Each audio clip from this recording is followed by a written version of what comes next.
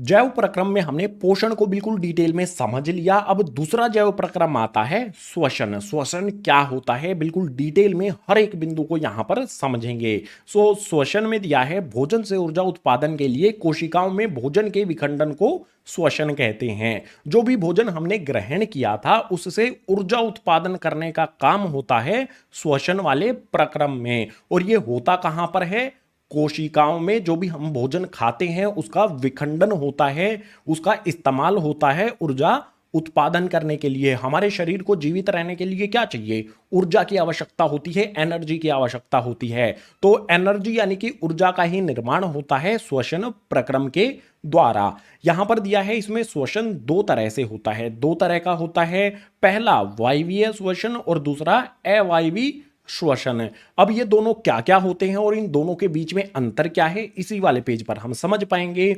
वायवीय श्वसन में पहला बिंदु दिया है ऑक्सीजन की उपस्थिति में होता है। वायवीय श्वसन जब होगा जब ऑक्सीजन उपस्थित होगी। और अवायवीय श्वसन में दिया है ऑक्सीजन की अनुपस्थिति में होता है। ऑक्सीजन नहीं होगी अवायवीय श्वसन के दौरान। सिंपल है बिल्कुल, पहला वाला बिंदु क्लियर हुआ। दूसरे वाले बिंदु पर आ जाते हैं। ग्लूकोज का पूर्ण उपचयन होता है, कार्बन डाइऑक्साइड, पानी और ऊर्जा का निर्माण होता है। वायवीय श्वसन में जो भी ग्लूकोज होता है कोशिका के अंदर उसका विखंडन हो जाता है, उसका उपचयन हो जाता है और वो परिवर्तित हो जाता है कार्बन डाइऑक्साइड, पानी और साथ ही हमें ऊर्जा भी मिल जाती है। ठीक है, ग्लूकोज यहां पर कार्बन डाइऑक्साइड, पानी और ऊर्जा का निर्माण करता है, कोशिका के अंदर होता है ये। और अवायवीय श्वसन में जो भी ग्लूकोज है ना उसका पूर्ण उपचयन नहीं होता, वो पूरी तरह से नहीं पचता है। उसमें इस वाली कंडीशन में जब ऑक्सीजन की अनुपस्थिति होती है तो जो भी ग्लूकोज है वो कार्बन डाइऑक्साइड, एथेनॉल, लैक्टिक अम्ल और साथ ही ऊर्जा का निर्माण करता है। अगर यहां पर पूर्ण उपचयन होगा तो कार्बन डाइऑक्साइड, पानी और ऊर्जा बनेगी। अगर पूरी तरह से उपचयन नहीं होगा या फिर ऑक्सीजन नहीं होगी तो कार्बन डाइऑक्साइड, एथेनॉल, लैक्टिक अम्ल और ऊर्जा यहां पर बनती है। बिल्कुल सिंपल है। इससे अगला बिंदु है यह कोशिका द्रव्य या माइटोकॉन्ड्रिया में होता है। कोशिका जिससे हम बने हैं, जो कि हमारी फंडामेंटल यूनिट है, क्लास 9th में आपने इसके बारे में पढ़ा होगा। जो भी कोशिका है उसके अंदर जो द्रव्य है और माइटोकॉन्ड्रिया है उसके अंदर होता है वायवीय श्वसन। लेकिन अवायवीय श्वसन की बात करें तो यह केवल कोशिका द्रव्य में ही होता है। यहां पर वायवीय श्वसन दो जगह पर होता है, कोशिका द्रव्य और माइटोकॉन्ड्रिया में, लेकिन अवायवीय श्वसन सिर्फ कोशिका द्रव्य में ही होता है। आगे वायवीय श्वसन में बिंदु दिया है अधिक ऊर्जा उत्पन्न होती है। अधिक ऊर्जा उत्पन्न कैसे होती है? क्योंकि यहां पर ग्लूकोज का पूर्ण उपचयन हो जाता है, पूरी तरह से उसको पचा लिया जाता है, इसीलिए ज्यादा ऊर्जा हमें प्राप्त होती है। वहीं अवायवीय श्वसन में कम ऊर्जा उत्पन्न होती है। और कम क्यों होती है? क्योंकि ग्लूकोज का पूरी तरह से पचन यहां पर उपचयन नहीं हुआ है, इसीलिए यहां पर कम ऊर्जा उत्पन्न होती है। वायवीय श्वसन किन में होता है? अगर आपसे ये पूछ लिया जाए तो आप में वायवीय श्वसन होता है, मेरे अंदर वायवीय श्वसन होता है, यानी कि सभी के सभी जो मनुष्य हैं उनमें वायवीय श्वसन होता है।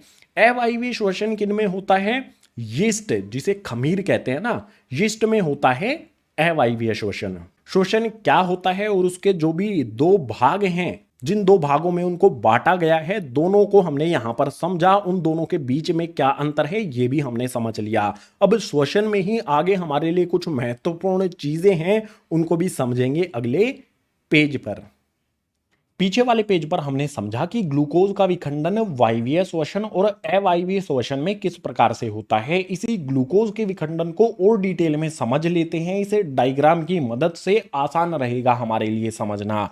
ग्लूकोज का फॉर्मूला होता है C6H12O6। काफी इंपॉर्टेंट है, आपको याद रखना पड़ेगा ये वाला फॉर्मूला। जो भी ये ग्लूकोज है ये कोशिका द्रव्य में पहुंचता है। कोशिका द्रव्य में पाइरुवेट, जिसका फॉर्मूला होता है CH3COCOOH। फॉर्मूला याद रखने की जरूरत नहीं है, सिलेबस में भी नहीं है, मुझे आता था, जस्ट शो ऑफ के लिए मैंने लिख दिया। तो ग्लूकोज और पाइरुवेट जो कि कोशिका द्रव्य में होते हैं, अगर ये दोनों मिलते हैं और ऑक्सीजन की अनुपस्थिति होती है, ऑक्सीजन नहीं होती है, यीस्ट में अगर ऑक्सीजन नहीं है और ग्लूकोज और पाइरुवेट हैं, तो ये किस चीज का निर्माण करेंगे? जो ग्लूकोज है उसका विखंडन किस रूप में होगा? उसका विखंडन होगा एथेनॉल में, कार्बन डाइऑक्साइड में, और थोड़ी सी ऊर्जा भी वहां पर मिलती है। बिल्कुल इसी तरह से ग्लूकोज का विखंडन ऑक्सीजन की अनुपस्थिति में हमारे शरीर के अंदर भी होता है, सिर्फ यीस्ट में नहीं होता है, हमारे शरीर में भी होता है, पेशी कोशिका में।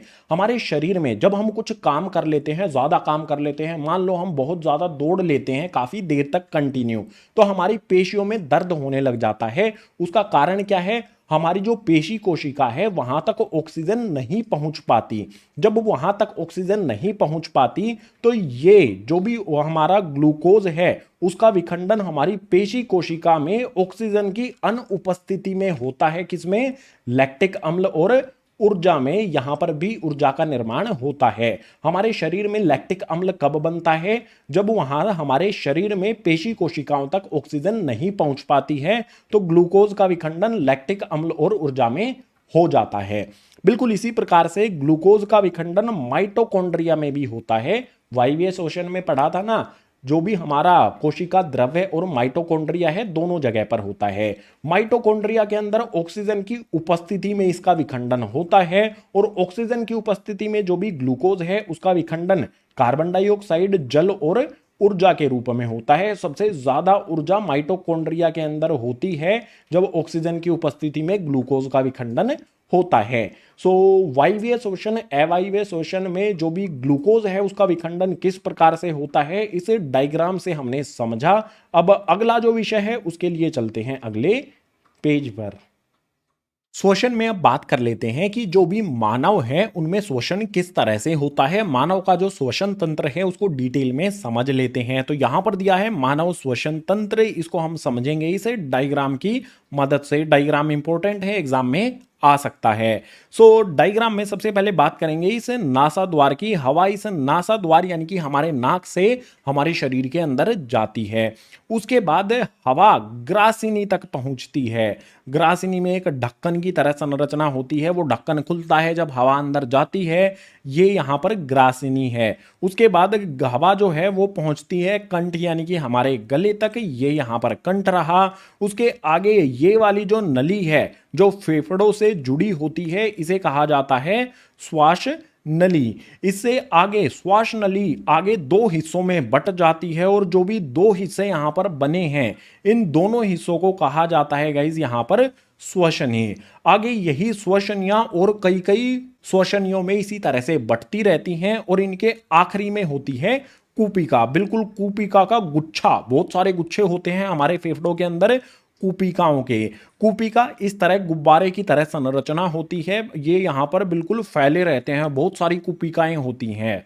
और जो भी हमारे फेफड़े हैं ना, इनके नीचे यहाँ पर ये ब्राउन कलर का जो आपको दिख रहा है, ये होता है डायफ्राम, जो हमारे फेफड़ों को सपोर्ट प्रोवाइड करता है। ये सिंपल सा हमारा डायग्राम था। अब डिटेल में समझ लेते हैं कि कौन सी चीज का क्या क्या काम है इस मानव श्वसन तंत्र में। तो सबसे पहले यहां पर दिया है ऑक्सीजन युक्त वायु को नाक के माध्यम से शरीर में ले जाया जाता है। नाक में मौजूद बारीक बाल हवा को फिल्टर करते हैं। नाक से हवा गले से होकर फेफड़ों तक जाती है। जो भी ऑक्सीजन वाली हवा होती है उसको हमारे नाक से एंट्री मिलती है। हमारे नाक में छोटे छोटे बाल होते हैं, जो भी हवा में धूल होती है उसको वो फिल्टर कर देते हैं। धूल को वो नाक में ही रोक लेते हैं, आगे नहीं जाने देते। जो भी हवा नाक के द्वारा पहुंची है वो कंठ, श्वासनली और श्वसनी के थ्रू हमारे फेफड़ों में पहुंच जाती है। जो भी हवा वहां पर पहुंची है उस फेफड़ों में पहुंची है। अब फेफड़ों में क्या होता है? वायु मार्ग छोटे और छोटी छोटी नलिकाओं में विभाजित होता है और अंततः कूपिका में पहुंचती है। जो भी हवा हमने नासा द्वार से ग्रहण की थी वो श्वसनी से होते हुए फेफड़ों में आ गई, और फेफड़ों में ये छोटे छोटी टहनिया की तरह संरचना होती है। जैसे यहां पर ये श्वसनी है ना, पेड़ की कोई टहनी में से कई सारी टहनियां निकली रहती हैं, बिल्कुल इसी प्रकार से श्वसनी जो है उसमें से इसी तरह से बहुत सारी संरचनाएं निकली होती हैं और अंत में होती हैं कूपिका। तो हवा यहां से गई फेफड़ों में कहां पर पहुंच जाती हैं? कूपिकाओं में पहुंच जाती हैं। जो भी कूपिकाएं हैं यहां पर आप देख सकते हो ये गुब्बारे की तरह संरचना होती है। बिल्कुल छोटे से पार्ट को अगर हम जूम करें, जैसे फोटो को बड़ा करके देखते हैं, उसी प्रकार से अगर हम यहां पर एक छोटे से पार्ट को बड़ा करके देखेंगे तो इस तरह के हमें गुब्बारे जैसी संरचनाएं दिखेंगी। इन्हें कूपिका कहते हैं। यहीं पर ऑक्सीजन का आदान प्रदान होता है। जो भी हमें अंदर ऑक्सीजन लेते हैं, ऑक्सीजन कूपिकाओं में पहुंचती है, बॉडी हमारा शरीर उसको अवशोषित कर लेता है और कार्बन डाइऑक्साइड कूपिकाओं में छोड़ देता है। जो भी कार्बन डाइऑक्साइड कूपिका में है वो इसी श्वसनी, श्वासनली, कंठ, ग्रासनी से होती हुई नाक से बाहर निकल जाती है। हम ऑक्सीजन इनहेल करते हैं, अंदर की तरफ खींचते हैं और कार्बन डाइऑक्साइड बाहर निकलती है। तो उनका आदान प्रदान कहां पर होता है? कूपिकाओं के अंदर। कूपिका के बारे में हमें यहां पर दिया है, यह एक गुब्बारे जैसी संरचना होती है। मैंने आपको बता दिया है जो गैसों का आदान प्रदान करने के लिए एक सतह प्रदान करती है। गैस का आदान प्रदान होता है और कौन सी गैसों का? ऑक्सीजन और कार्बन डाइऑक्साइड का आदान प्रदान यहां पर किया जाता है। कूपिका की दीवारें रक्त वाहिकाओं के साथ जुड़ी होती हैं। जो भी ये कूपिकाएं हैं ना, इनके ऊपर आप देख सकते हो रक्त वाहिकाएं हैं, यानी कि जिनमें रक्त होता है वो नसें यहां पर इन पर होती हैं। अब उनका काम क्या होता है? वो जो भी ऑक्सीजन होती है ना उसको कूपिकाओं में छोड़ देती हैं, सॉरी ऑक्सीजन को वो कूपिकाओं से ले लेती हैं और कार्बन डाइऑक्साइड उसमें छोड़ देती हैं। ये काम होता है रक्त वाहिकाओं का। मानव श्वसन तंत्र किस तरह से काम करता है हमने समझा, लेकिन थोड़ा सा और बारीकी से जो हमारी ये कूपिकाएं हैं ना इनको समझ लेते हैं और उसको समझने के लिए चलते हैं अगले पेज पर। मानव श्वसन तंत्र में जो कूपिकाएं हैं फेफड़ों के अंदर जो मौजूद होती हैं उनको थोड़ा सा और डिटेल में समझ लेते हैं। इस तरह की ये होती हैं गुब्बारे जैसी संरचना। इसके ऊपर आपको नीले और लाल रंग की रक्त वाहिकाएं भी दिखाई दे रही होंगी। अब जो भी ऑक्सीजन हम इनहेल करते हैं, ऑक्सीजन युक्त वायु हम अपने नाक के द्वारा, श्वसनली के द्वारा कूपिकाओं तक पहुंचाते हैं। कूपिकाओं में क्या होगा? उस ऑक्सीजन युक्त वायु का ऑक्सीजन हेमोग्लोबिन में घुल जाती है। हेमोग्लोबिन जो कि रक्त के अंदर होता है। जो भी ऑक्सीजन कूपिकाओं में पहुंची है वो ऑक्सीजन गैस रक्त में यानी कि हेमोग्लोबिन में घुल जाती है और रक्त ऑक्सीजन को सभी कोशिकाओं तक पहुंचा देता है। रक्त में ऑक्सीजन घुल गई, रक्त ने क्या किया? सभी कोशिकाओं तक उस ऑक्सीजन को पहुंचा दिया है। इसके अलावा रक्त एक कार्य और करता है, सभी कोशिकाओं को ऑक्सीजन दे देता है और वहां से कार्बन डाइऑक्साइड ले लेता है। कार्बन डाइऑक्साइड लेके रक्त कहां पर आता है? वापस से कूपिकाओं में। यहां से ऑक्सीजन लेता है और छोड़ देता है यहां पर कार्बन डाइऑक्साइड। जो भी कार्बन डाइऑक्साइड कूपिकाओं में उसने छोड़ दी है उसके बाद वो श्वसनली हमारे कंठ और नाक से बाहर निकल जाती है। इसीलिए कहा जाता है हम ऑक्सीजन तो अंदर लेते हैं और कार्बन डाइऑक्साइड बाहर छोड़ते हैं। जो भी रक्त कार्बन डाइऑक्साइड यहां पर छोड़ेगा वो हमारे नाक से बाहर निकल जाती है।